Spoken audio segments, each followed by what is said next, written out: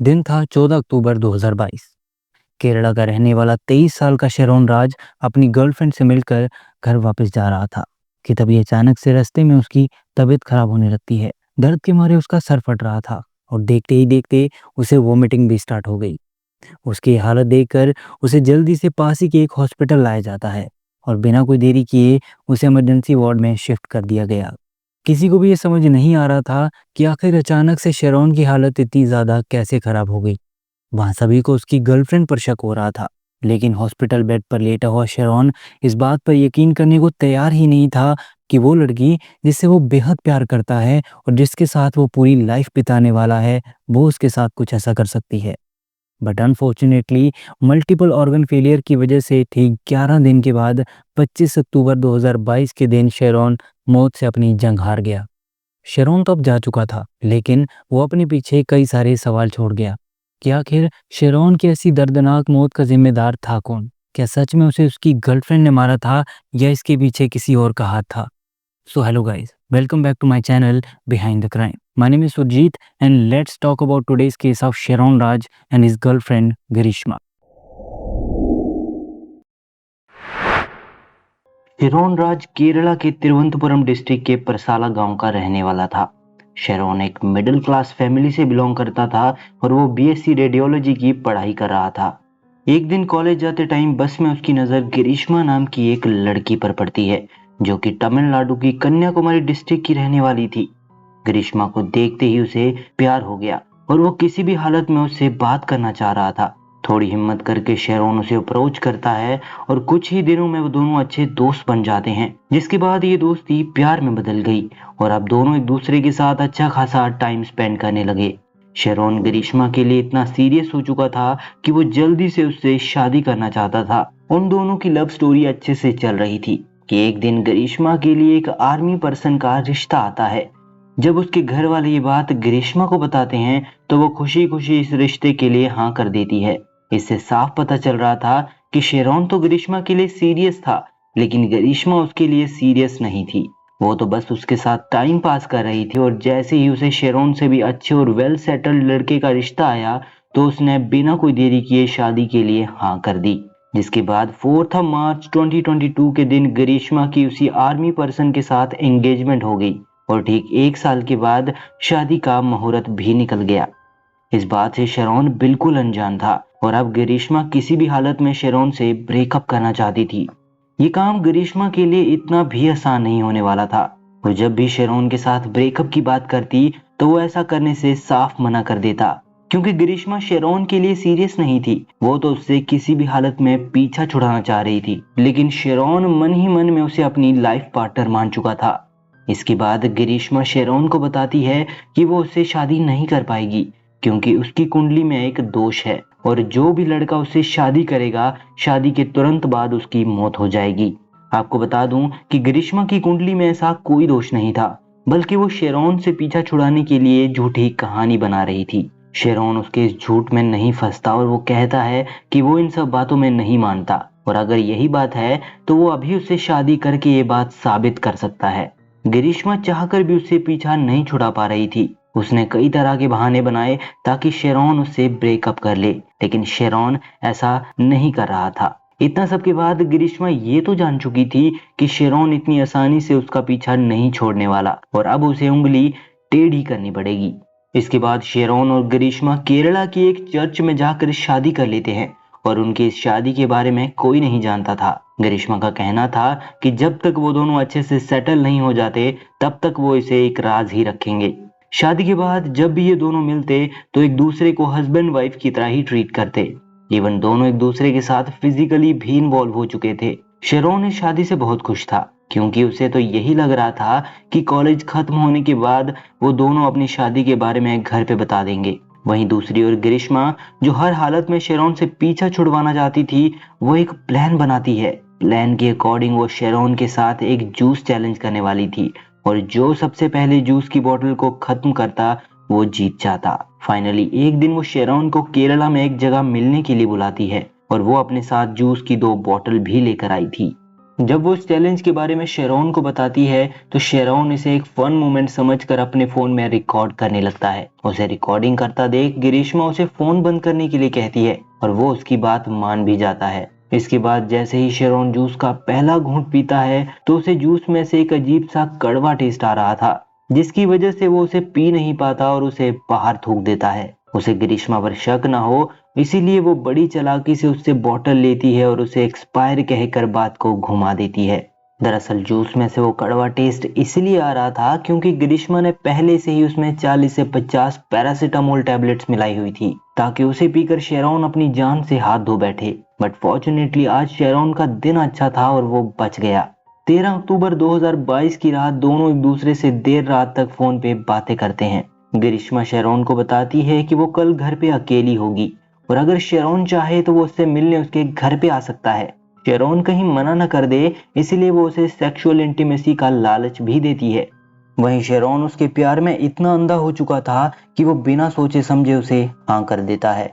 दरअसल उसे इसका बिल्कुल भी अंदाजा नहीं था कि उसका ये फैसला उसे कितना महंगा पड़ सकता है। 14 अक्टूबर 2022 के दिन ग्रीष्मा ने सुबह से ही शेरॉन को रिमाइंडर देना शुरू कर दिया था कि आज उसे उसके घर आना है। इसके बाद शेरॉन अपने एक दोस्त रेजिन को लेकर ग्रीष्मा के घर की ओर निकल पड़ता है। वहां पहुंचकर शेरॉन रेजिन को बाहर रुकने के लिए कहकर खुद ग्रीष्मा के घर के अंदर चला जाता है। कुछ देर बातें करने के बाद वो दोनों एक बार फिर से फिजिकल होते हैं। थोड़ी देर बाद ग्रीष्मा शेरॉन को काढ़ा पीने के लिए चैलेंज करती है और वो कहती है कि ये काढ़ा बहुत कड़वा है और मुझे नहीं लगता कि तुम इसे पी पाओगे। शेरॉन उसका ये चैलेंज एक्सेप्ट कर लेता है और एक ही घूंट में पूरा काढ़ा पी जाता है। इसके बाद शेरॉन उसके घर से निकलकर अपने घर की ओर जाने लगता है, लेकिन इससे पहले कि वो घर पहुंच पाता तभी रास्ते में उसकी तबीयत खराब होने लगती है। उसे बिल्कुल समझ नहीं आ रहा था कि अचानक से उसे ये क्या हो रहा है।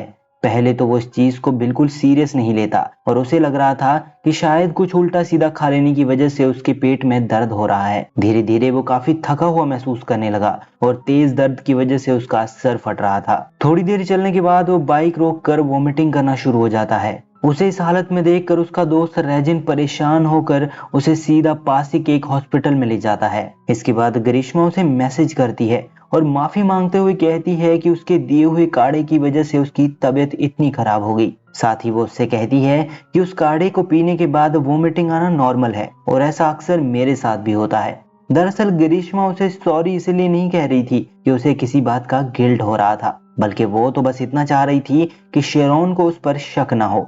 वहीं शेरॉन उससे उस काढ़े के बारे में और पूछता है, लेकिन ग्रीष्मा इधर उधर की बातें करके उसे टालती रही। आपको बता दूं कि वो कोई आम काढ़ा नहीं था, बल्कि ग्रीष्मा ने उसमें पैराक्विट नाम का एक बेहद खतरनाक हर्बिसाइड मिलाया हुआ था और काढ़े के कड़वेपन की वजह से शेरॉन को इस बात का बिल्कुल आइडिया नहीं हो पाया और वो बिना सोचे समझे उस काढ़े को पी गया। और यही वजह थी कि ग्रीष्मा उसे पूरा सच नहीं बता रही थी, क्योंकि अगर वो उसे सच बता देती तो शायद शेरॉन को बचाया जा सकता था और ग्रीष्मा ऐसा हरगिज नहीं चाहती थी। वहीं जहर अब धीरे धीरे शेरॉन पर अपना काम कर रहा था। अब ना तो वो कुछ खा पा रहा था और ना ही कुछ पी पा रहा था। पूरी रात शेरॉन वॉमिटिंग करता रहा और तेज दर्द की वजह से वो सो भी नहीं पाया। डॉक्टर्स की 1000 कोशिशों के बाद भी उन्हें समझ नहीं आ रहा था कि आखिर शेरॉन ने ऐसा क्या खा लिया है जिससे उसकी ऐसी हालत हुई है। जब वो शेरॉन से इस बारे में पूछते हैं तो वो कहता है कि उसने दोपहर को एक आयुर्वेदिक काढ़ा पिया था और तभी से उसकी तबीयत खराब होना शुरू हो गई थी। 17 अक्टूबर 2022 शेरॉन की हालत में कोई सुधार नहीं आ पा रहा था और इसीलिए उसे तिरुवनंतपुरम के मेडिकल कॉलेज हॉस्पिटल में शिफ्ट कर दिया गया। ग्रीष्मा उसे लगातार मैसेज कर रही थी, लेकिन शेरॉन की ओर से कोई रिप्लाई नहीं आ रहा था, क्योंकि शेरॉन अब इतना बीमार हो चुका था कि उसके लिए ग्रीष्मा के मैसेजेस का रिप्लाई करना मुश्किल हो रहा था। उसी शाम शेरॉन की कंडीशन को देखते हुए उसे आईसीयू वार्ड में शिफ्ट करके डायलिसिस स्टार्ट कर दिया गया। इसके बाद शेरॉन का बड़ा भाई शिमोन शेरॉन के दोस्त रेजिन से कांटेक्ट करता है, तो वो उसे बताता है कि उस दिन शेरॉन ग्रीष्मा के घर गया था और वहां उसे ग्रीष्मा ने एक काढ़ा पिलाया और उसके बाद से ही शेरॉन बीमार पड़ गया। ये पता चलते ही शिमोन ये बात डॉक्टर को बताता है और इसके बाद डॉक्टर जल्दी से पुलिस को इन्फॉर्म कर देती है। 20 अक्टूबर 2022 के दिन शेरॉन का स्टेटमेंट लिया जाता है और वो पुलिस को सब बता देता है कि कैसे उस दिन काढ़ा पीने के बाद उसकी तबीयत खराब होना शुरू हुई। जब शेरॉन को ये पूछा गया कि क्या वो इस मामले में किसी के खिलाफ रिपोर्ट लिखवाना चाहता है तो वो साफ मना कर देता है, क्योंकि वहां मौजूद सभी लोग ग्रीष्मा पर शक कर रहे थे और शेरोन को पूरा यकीन था कि ग्रीष्मा उसके साथ ऐसा कभी नहीं कर सकती। दिन था 22 अक्टूबर 2022। फाइनली शेरोन के फादर को उससे मिलने के लिए अलाउ किया जाता है, जिसके बाद शेरोन उन्हें बताता है कि वो शायद बच नहीं पाएगा और साथ ही वो उन्हें अपनी और ग्रीष्मा की सीक्रेट मैरिज के बारे में भी बता देता है। ये जानने के बाद शेरोन के फादर रोते हुए कमरे से बाहर निकलते हैं और वो ये सब बातें अपने बड़े बेटे शिमोन को बताते हैं, जिसके बाद शिमोन सीधा ग्रीष्मा को कॉल करके उसे उस काढ़े के बारे में पूछता है। ग्रीष्मा अभी भी सच नहीं बताना चाह रही थी, इसलिए वो उसे काढ़े का नकली नाम बताती है और जब उसे ये कहा गया कि वो उस काढ़े की कोई फोटो भेजे तो वो बात को इधर उधर घुमाने लगी। शिमोन ने उसे थोड़ा फोर्स किया तो उसके बाद उसने गूगल से एक फोटो डाउनलोड करके उसे सेंड कर दी। ग्रीष्मा नहीं चाहती थी कि किसी भी हालत में शेरोन का इलाज हो और इसीलिए वो सबको झूठ बताई जा रही थी। वहीं डॉक्टर्स का ये जानना जरूरी था कि आखिर शेरोन को कौन सा पॉइजन दिया गया है और जब तक उन्हें ये बात पता नहीं चलती तब तक वो उसे प्रॉपर ट्रीटमेंट नहीं दे सकते थे।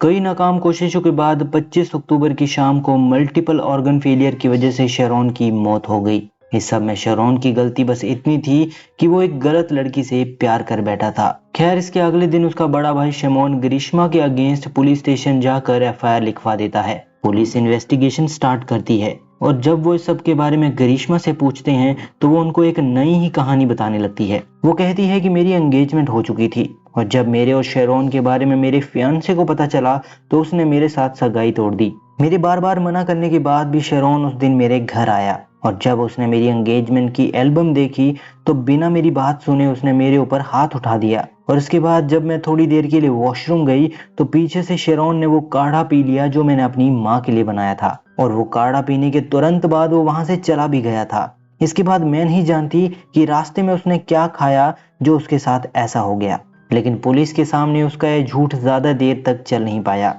क्योंकि जब शेरोन और ग्रीष्मा के बीच हुई व्हाट्सएप चैट, कॉल रिकॉर्डिंग्स और ग्रीष्मा की ब्राउजिंग हिस्ट्री पुलिस के हाथ लगी तो ये साफ हो चुका था कि ग्रीष्मा ही शेरोन की मौत की जिम्मेदार है। इन्वेस्टिगेशन के दौरान ये भी सामने आया कि ग्रीष्मा इस सब में अकेली नहीं थी, बल्कि इसके बारे में उसकी माँ सिंधु और अंकल निर्मल कुमार नायर भी जानते थे। दरअसल ग्रीष्मा के अंकल ही वो इंसान थे जिन्होंने उसे पैराक्विट की 500 ml की बोतल ला कर दी थी और काम खत्म होने के बाद वो उस बोतल को अपने घर से दूर एक जगह पर फेंक आए थे। इसके बाद इन तीनों को अरेस्ट कर लिया गया और जब ग्रीष्मा को कोर्ट में पेश किया गया तो सारे सबूत उसके खिलाफ थे। इसके बाद ग्रीष्मा कोर्ट में अपना पक्ष रखते हुए कहती है कि ऑलरेडी मेरे घर वालों ने मेरी सगाई कहीं और कर दी थी, लेकिन जब ये बात शेरोन को पता चली तो उसने मेरे साथ घर पे आकर मारपीट की। शेरोन के पास मेरे कुछ प्राइवेट फोटोज और वीडियोस थे और वो मुझे धमकी देता था कि अगर मैंने उसके साथ शादी नहीं की तो वो उन्हें लीक कर देगा। लेकिन ग्रीष्मा का ये झूठ भी पकड़ा गया क्योंकि जब शेरोन के फोन की चेकिंग की गई तो उसमें ऐसा कोई भी फोटो या वीडियो नहीं था जिसके बारे में ग्रीष्मा बात कर रही थी। लगभग 2 साल तक केस चलने के बाद फाइनली 20 जनवरी 2025 के दिन ग्रीष्मा को सेशन कोर्ट द्वारा गिल्टी पाया गया और कोर्ट ने इस केस को रेयरेस्ट ऑफ द रेयर की कैटेगरी में रख के ग्रीष्मा को फांसी की सजा सुना दी। दूसरी ओर उसके अंकल निर्मल कुमार नायर को उसका साथ देने के लिए 3 साल की सजा हुई, लेकिन वहीं उसकी मां सिंधु के खिलाफ पुख्ता सबूत ना होने की वजह से कोर्ट द्वारा उसे बाइज्जत बरी कर दिया गया। और इसी के साथ शेरोन राज का ये दर्दनाक केस यहीं पर समाप्त होता है। अब मिलते हैं आपको नेक्स्ट वीडियो में। Till then good bye.